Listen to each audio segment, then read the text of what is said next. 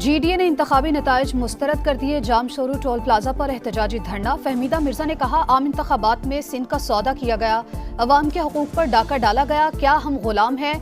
नाम नहाद जमहूरियत को नहीं मानते। अयाज लतीफ ने कहा कि पीपल्स पार्टी ने सिंध के अवाम को कुर्बानी का बकरा समझा हुआ है। 3 सूबों में हुकूमतें तब्दील होती हैं, सिंध में क्यों नहीं?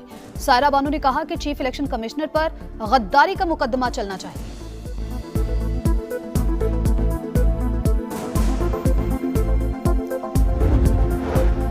PTI और जमात इस्लामी के वफ्द की मुलाकात शाम 7 बजे होगी। जमात इस्लामी के वफ्द की सरबराही लियाकत बलोच करेंगे। मुलाकात इस्लामाबाद में मियां असलम के घर पर होगी। अगर इलेक्शन पर एतराज है तो मुतालिका फोरम पर जाएं। PTI ने डिजिटल दहशतगर्दी की जाली फॉर्म 45 बनाकर सोशल मीडिया पर शेयर किए गए। लीगी रहनुमाओं की प्रेस कॉन्फ्रेंस। मरियम औरंगजेब ने कहा, झूठा बयानिया चलाया गया, सबूत के बजाय अमेरिका को मुदाखलत का कहा जा रहा है। खैबर पख्तूनख्वा में कूड़ेदानों से शेर पर मोहर लगे बैलेट पेपर्स मिले, सबूत मौजूद हैं, व्हाइट पेपर जारी करेंगे।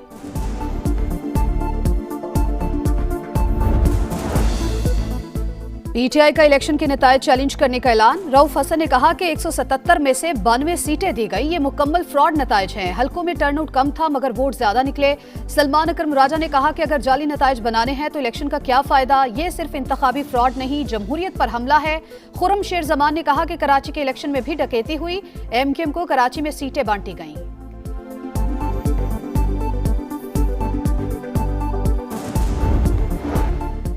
और जनरल बाजवा और जनरल फैज तमाम जमातों से राबते में थे। PTI हुकूमत के खिलाफ तहरीक अदम एतमाद के पीछे भी जनरल बाजवा और जनरल फैज थे। तहरीक पीपल्स पार्टी चला रही थी, मैं खिलाफ था।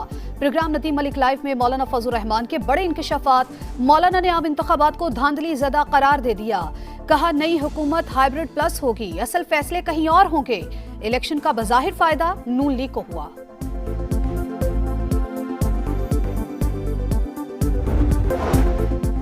GDA ने इंतखाबी नताइज मुस्तरद कर दिए। जाम शोरू टोल प्लाजा पर एहतजाजी धरना। फहमीदा मिर्जा ने कहा, आम इंतखाबात में सिंध का सौदा किया गया, अवाम के हकूक पर डाका डाला गया। क्या हम गुलाम हैं?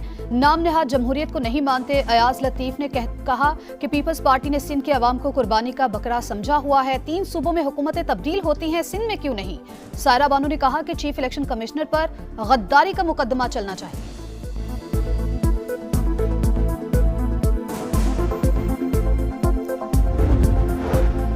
PTI और जमात इस्लामी के वफ्द की मुलाकात शाम 7 बजे होगी। जमात इस्लामी के वफ्द की सरबराही लियाकत बलोच करेंगे। मुलाकात इस्लामाबाद में मियां असलम के घर पर होगी। अगर इलेक्शन पर एतराज है तो मुतालिका फोरम पर जाएं। PTI ने डिजिटल दहशतगर्दी की जाली फॉर्म 45 बनाकर सोशल मीडिया पर शेयर किए गए। लीगी रहनुमाओं की प्रेस कॉन्फ्रेंस। मरियम औरंगजेब ने कहा, झूठा बयानिया चलाया गया, सबूत के बजाय अमेरिका को मुदाखलत का कहा जा रहा है। खैबर पख्तूनख्वा में कूड़ेदानों से शेर पर मोहर लगे बैलेट पेपर्स मिले, सबूत मौजूद हैं, व्हाइट पेपर जारी करेंगे।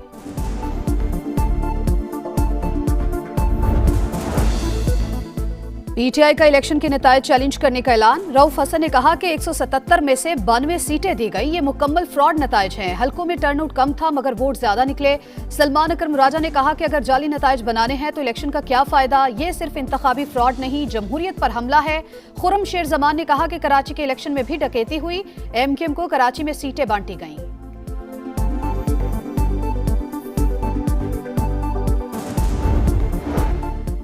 और जनरल बाजवा और जनरल फैज तमाम जमातों से राबते में थे। PTI हुकूमत के खिलाफ तहरीक अदम एतमाद के पीछे भी जनरल बाजवा और जनरल फैज थे। तहरीक पीपल्स पार्टी चला रही थी, मैं खिलाफ था। प्रोग्राम नदीम मलिक लाइव में मौलाना फजल रहमान के बड़े इंकशाफात। मौलाना ने आम इंतखाबात को धांधली ज़दा करार दे दिया। कहा, नई हुकूमत हाइब्रिड प्लस होगी, असल फैसले कहीं और होंगे।